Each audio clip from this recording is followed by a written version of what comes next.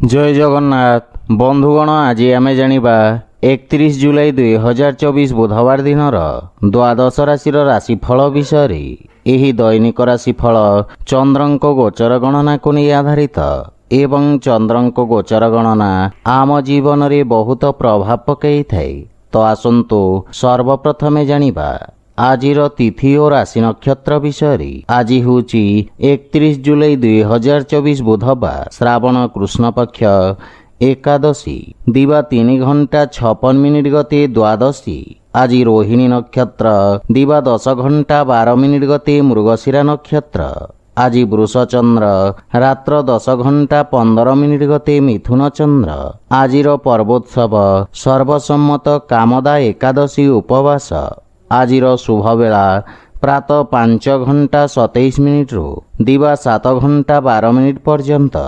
आजिर सूर्योदय प्रातः 5 घंटा 26 मिनिट। आजिर सूर्यास्त संध्या 6 घंटा 33 मिनिट। आज बिछा राशि पुरुष मानक घात चंद्र एवं कर्कट राशि घात बार। आज सिंह और आमिष खाइबा निषिद्ध। तो बंधुगण आसंतु जानिबा आजिर राशिफल विषय।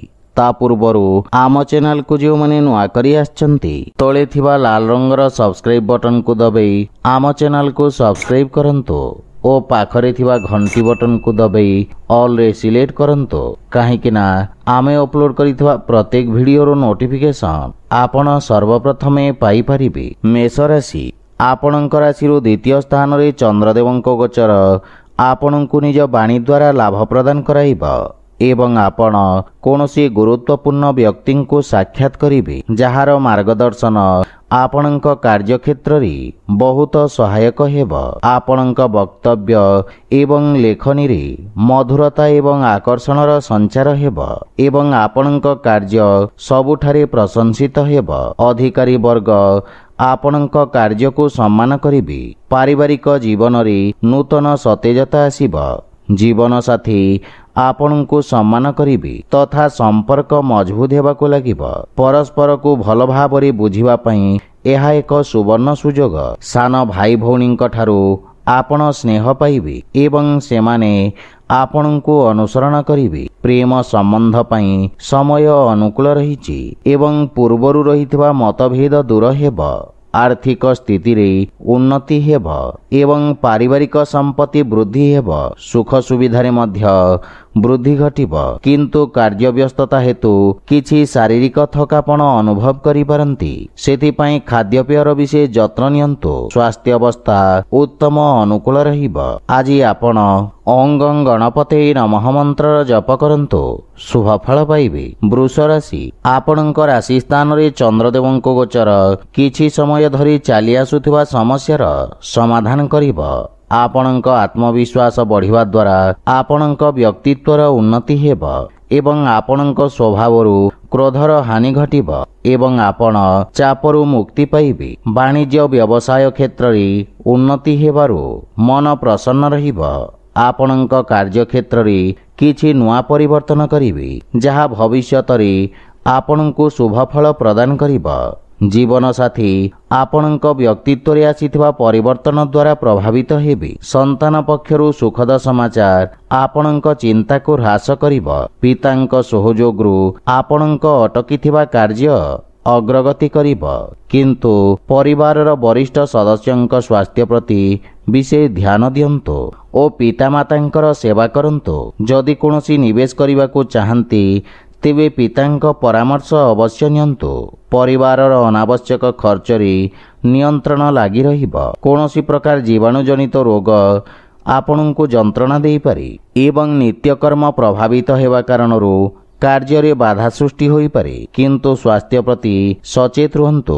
आज आपण जे कोनोसी मंदिर रे नाली रंगर ध्वजदान करंतु शुभ फल पाइबे। मिथुन राशि आपणक द्वादश भाव रे चंद्रदेवंक गोचर व्यवसाय रे किछि क्षति घटाई पारे एवं कार्य क्षेत्र रे किछि अप्रीतिकर परिस्थिति उत्पन्न होई पारे। एही समय आपणको निज लंबित कार्य समाप्त करिबाको ଏକ ସୁଯୋଗ ପ୍ରଦାନ କରିବ। କିନ୍ତୁ କୌଣସି ନୂଆ କାର୍ଯ୍ୟ ହାତକୁ ନିଅନ୍ତୁ ନାହିଁ। ଅସୁରକ୍ଷିତ କାର୍ଯ୍ୟରୁ କ୍ଷତିର ସମ୍ଭାବନା ରହିଛି। ବିଶେଷ କରି ଷ୍ଟକ୍ ମାର୍କେଟରେ ନୂତନ ବିନିଯୋଗରୁ ଆପଣ ଦୂରେଇ ରୁହନ୍ତୁ। ରୋଜଗାର କ୍ଷେତ୍ରରେ କୌଣସି ପରିବର୍ତ୍ତନ ପାଇଁ ଏହି ସମୟ ଶୁଭ ନୁହେଁ। ପାରିବାରିକ ସ୍ଥିତି ଚାପଗ୍ରସ୍ତ ହୋଇପାରେ। ବିଶେଷ କରି କୌଣସି ଅନାବଶ୍ୟକ ଖର୍ଚ୍ଚରୁ ଆପଣ ଦୂରେଇ ରୁହନ୍ତୁ ଏବଂ କୌଣସି ପ୍ରକାର ଋଣ ନେବାଠାରୁ ଦୂରେଇ ରୁହନ୍ତୁ, ଅନ୍ୟଥା ଆପଣଙ୍କ କ୍ଷତିର ସମ୍ଭାବନା ରହିଛି। କିନ୍ତୁ ଭାଇ ଓ ଭଉଣୀଙ୍କ ସାହାଯ୍ୟରେ ଆପଣ ସମସ୍ତ ସମସ୍ୟାରୁ ମୁକ୍ତି ପାଇବେ। ଆର୍ଥିକ ସ୍ଥିତି ସାମାନ୍ୟ ଦୁର୍ବଳ ରହିବ।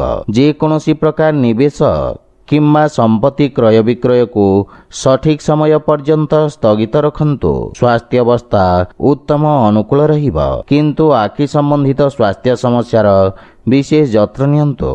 ଆଜି ଆପଣ ଭଗବାନ ଗଣେଶଙ୍କୁ ଦୁବ ଅର୍ପଣ କରନ୍ତୁ, ଶୁଭ ଫଳ ପାଇବେ। କର୍କଟ ରାଶି, ଆପଣଙ୍କ ଲାଭ ଭାବରେ ଚନ୍ଦ୍ରଦେବଙ୍କ ଗୋଚର ଆପଣଙ୍କ ଲାଭର ସ୍ଥିତିକୁ ବୃଦ୍ଧି କରିବାରେ ସୁଯୋଗ ପ୍ରଦାନ କରିବ।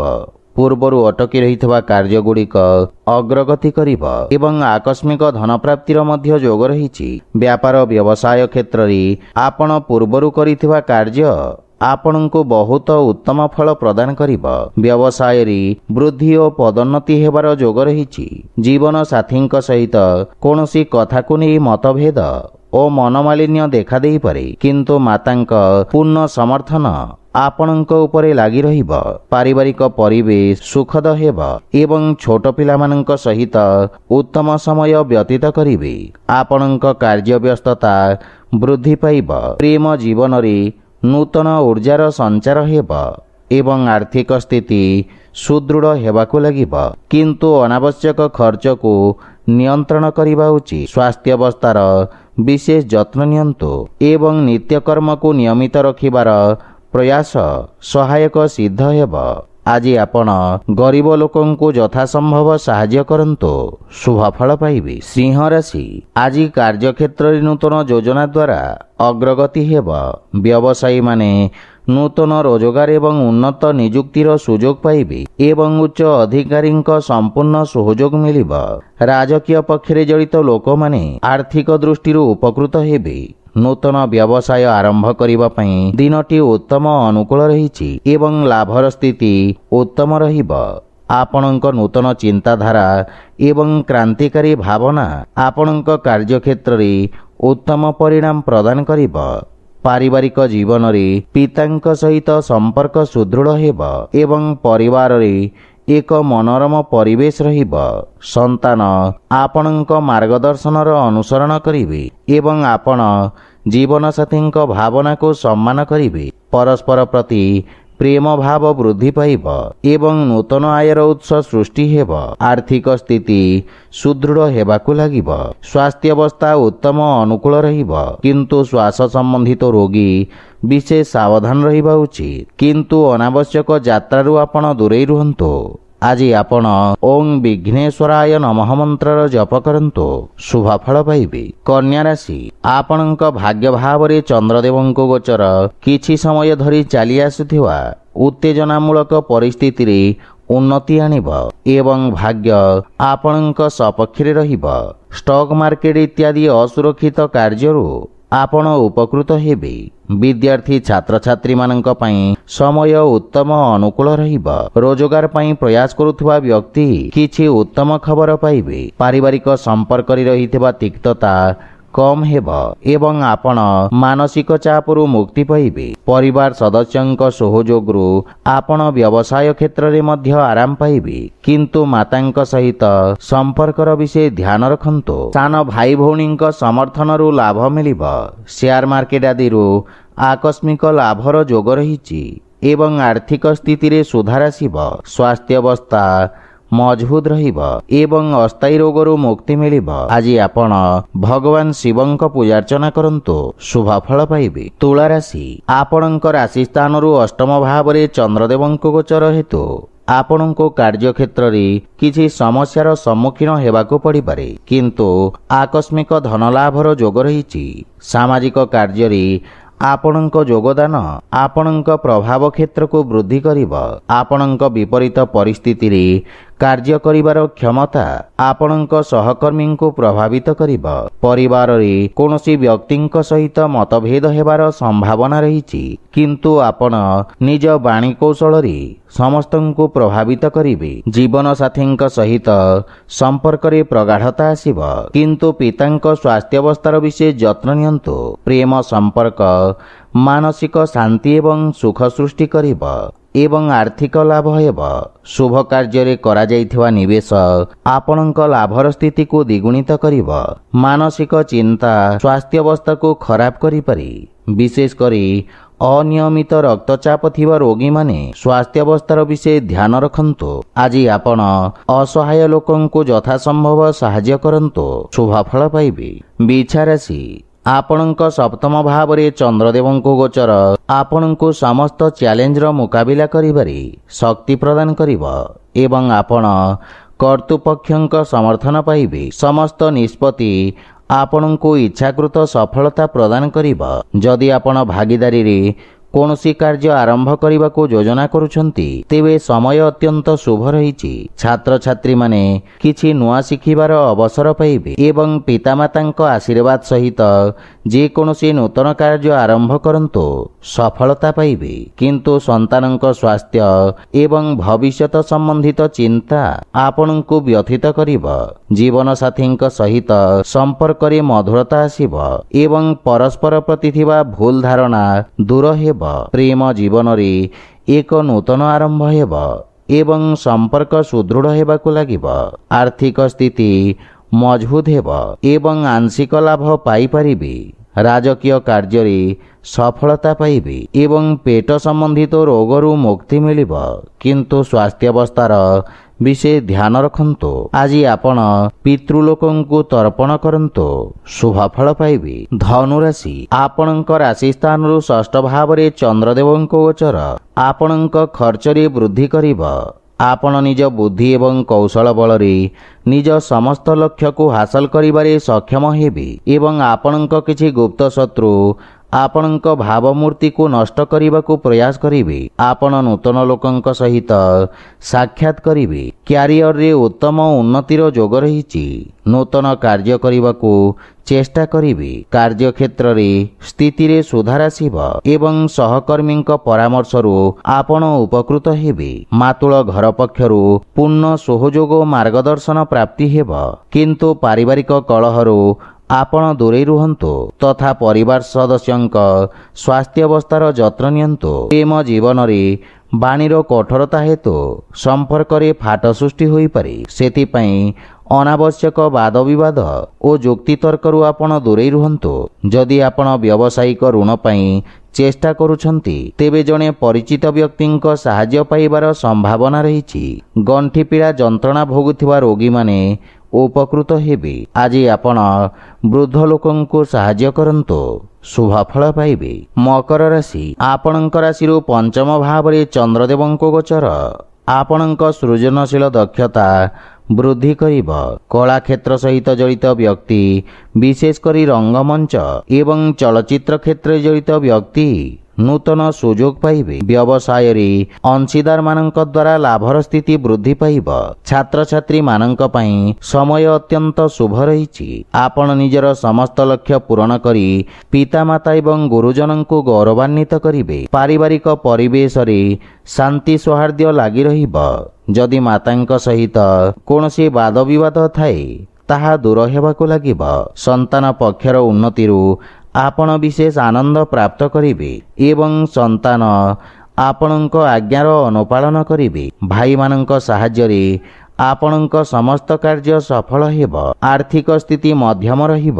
ଆଶାତୀତ ଲାଭ ପାଇବା ପାଇଁ ବ୍ୟବସାୟରେ ଅଧିକ ପ୍ରୟାସ କରିବାର ଆବଶ୍ୟକତା ରହିଛି। ସ୍ୱାସ୍ଥ୍ୟାବସ୍ଥାରେ ଉନ୍ନତି ହେବ, କିନ୍ତୁ ଅତ୍ୟଧିକ ଧାଁ ଦୌଡ଼ା ଓ କାର୍ଯ୍ୟବ୍ୟସ୍ତତା କାରଣରୁ ଆପଣ ଥକାପଣ ଅନୁଭବ କରିବେ। ଆଜି ଆପଣ ବଜରଙ୍ଗ ବାଣ ପାଠ କରନ୍ତୁ, ଶୁଭଫଳ ପାଇବେ। କୁମ୍ଭ ରାଶି, ଏହି ସମୟ ଆପଣଙ୍କ ପାଇଁ କିଛି ମାନସିକ ଅଶାନ୍ତି ପ୍ରଦାନ କରିବ। ଆପଣ ବ୍ୟବସାୟ ଏବଂ ବ୍ୟବସାୟର ଭବିଷ୍ୟତ ବିଷୟରେ ଚିନ୍ତିତ ରହିବେ।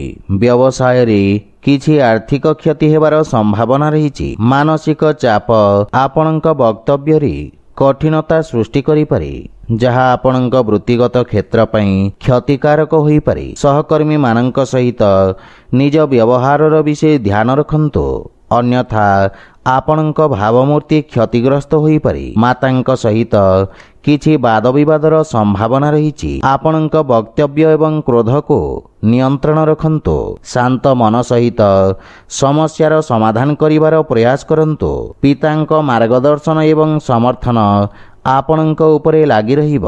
जीवन साथीଙ୍କ सहित संपर्क रे प्रगाढ़ता आसिब एवं प्रेम जीवन रे मधुरतार भाव रहिब।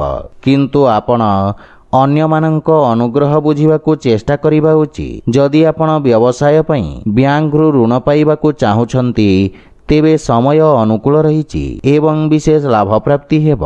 मानसिक चाप आपणଙ୍କ निष्पत्ति नेबा क्षमता को प्रभावित करिब, किंतु जानवाहन चलाइबा समय रे विशेष सतर्कतार आवश्यकता रही। आज आपण हनुमान चालीसा पाठ करंतु, शुभ फल पाइबे। मीन राशि आपणଙ୍କ तृतीय भाव रे चंद्रदेवଙ୍କ गोचर आपणଙ୍କ कार्य क्षेत्र रे सकारात्मक परिवर्तन को नहीं आपणଙ୍କୁ खुशी प्रदान करिब।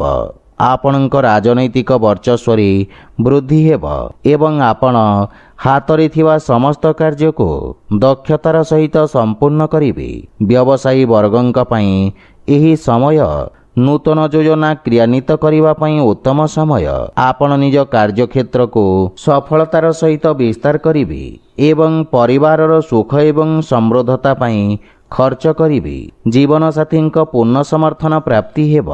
विदेशरू किछि भल खबर पाई प्रसन्नता अनुभव करिवे। बड़ भाई मानकर विशेष समर्थन आपणଙ୍କ अग्रगतिर कारण हेब। पिताଙ୍କ स्वास्थ्यावस्थार विशेष ध्यान नियंतु एवं आर्थिक प्रगति हेब, किंतु पारिवारिक खर्च रे वृद्धि मानसिक चाप सृष्टि करि पारे। स्वास्थ्यावस्था रे उन्नति हेब, किंतु सतर्कता बजाय रखन्तु। प्राणायाम एवं दैनिक व्यायाम रो आवश्यकता रही। आज आपण श्री राधाकृष्ण को आराधना करन्तु, शुभ फल पाइबे। तो बंधुगण, यह थिला आजिर राशिफल विषय रे। जदि भिडियोटी आपण मानको भल लागि थाए लाइक शेयर और कमेंट करी जणांतु एवं आम चैनल को सब्सक्राइब करन्तु। जय जगन्नाथ।